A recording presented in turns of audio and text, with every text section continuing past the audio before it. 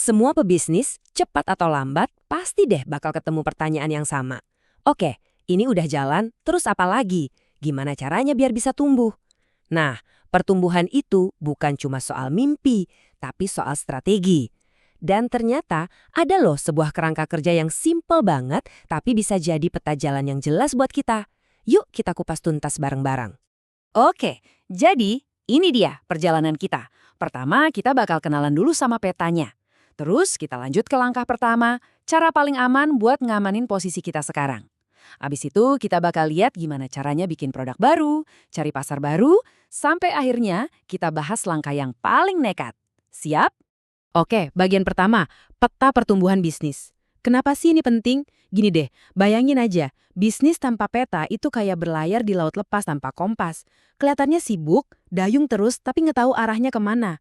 Nah, disinilah kerangka strategis itu jadi penentu. Ini nih pertanyaan sejuta umat buat para pebisnis. Nggak peduli Anda jualan ikan segar, bikin aplikasi, atau buka jasa konsultan. Pelanggan setia udah ada, pemasukan stabil, tapi di dalam hati pasti ngerasa, kayaknya bisa lebih dari ini deh. Pertanyaannya, gimana caranya? Dan ini dia jawabannya, Matrix Unsolved. Eits, jangan panik dulu dengar namanya. Ini bukan rumus matematika yang ribet kok. Bayangin aja sebuah kotak yang dibagi jadi 4 bagian. Dari kiri ke kanan itu soal pasar.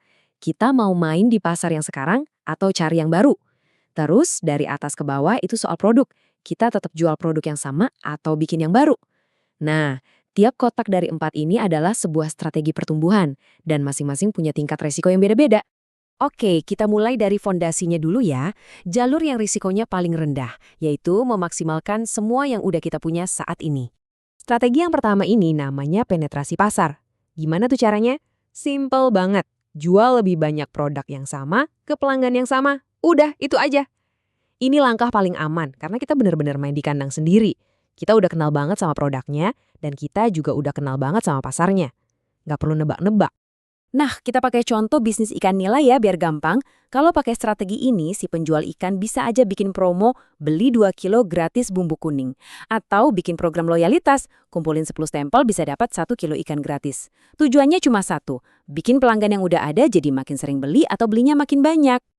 Oke, pelanggan udah beli lebih banyak. Bagus. Sekarang apa lagi yang bisa kita kasih ke mereka? Nah, langkah kedua ini adalah soal inovasi. Tapi khusus buat orang-orang yang udah percaya sama kita. Strategi ini namanya pengembangan produk. Intinya kita kayak ngomong ke pelanggan setia kita, "Hey, karena kamu suka banget sama ikan nila seger dari kami, nih kami bikinin produk baru yang kamu pasti suka juga." Risikonya memang sedikit lebih tinggi. Ya iyalah, kan bikin produk baru butuh riset dan modal. Tapi enaknya kita udah punya penonton yang siap nungguin produk kita. Coba deh lihat betapa kreatifnya bisnis ikan ini. Mereka bisa aja ngolah ikan-ikan kecil jadi camilan renyah baby fish crispy. Atau buat pelanggan yang sibuk, mereka siapin ikan nila beku siap goreng. Keren kan?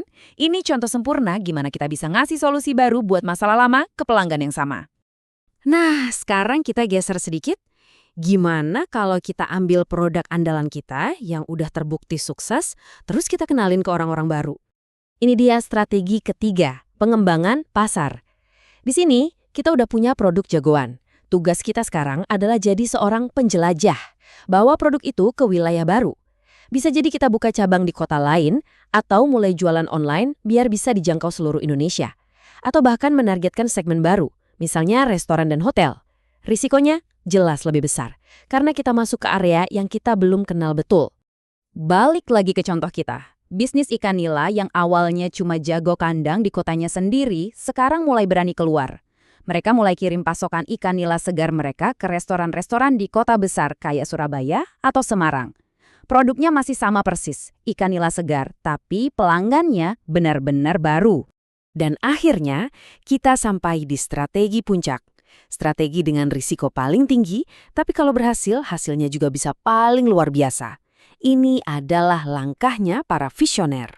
Dan inilah dia diversifikasi. Kalau tadi jadi penjelajah, sekarang bayangin Anda mendarat di planet baru tanpa peta sama sekali. Anda menciptakan produk yang benar-benar baru untuk pasar yang juga benar-benar baru. Kenapa ini paling berani? Ya karena hampir nggak ada pengalaman masa lalu yang bisa jadi pegangan. Semuanya baru. Contoh yang ini jujur brilian banget. Bisnis ikan tadi melakukan lompatan kuantum. Mereka nggak lagi cuma jualan ikan, tapi jualan pengalaman, yaitu wisata edukasi budidaya nila. Coba perhatiin, produknya baru kan? Ini jasa pariwisata. Pasarnya juga baru, yaitu keluarga dan rombongan anak sekolah. Mereka bertransformasi total. Ini baru namanya diversifikasi sejati. Jadi, ini dia rangkuman petanya dalam satu gambar. Kiri atas, penetrasi pasar. Paling aman. Kanan bawah, diversifikasi, paling menantang. Di antara keduanya ada pengembangan produk dan pengembangan pasar. Poin kuncinya adalah nggak ada satu strategi yang cocok buat semua bisnis. Pilihan Anda sangat tergantung pada seberapa besar modal yang Anda punya, seberapa berani Anda ambil resiko, dan tujuan jangka panjang Anda itu apa. Matrix Unsolved ini emang nggak ngasih jawaban instan, tapi fungsinya adalah membantu kita bertanya pada diri sendiri dengan pertanyaan yang tepat. Jadi, setelah melihat peta ini, kira-kira jalan mana yang bakal Anda pilih? Mau memperkuat yang sudah ada? Berinovasi untuk pelanggan setia? Mencari cakrawala baru? Atau merintis sesuatu yang benar-benar baru? Pilihan ada di tangan Anda.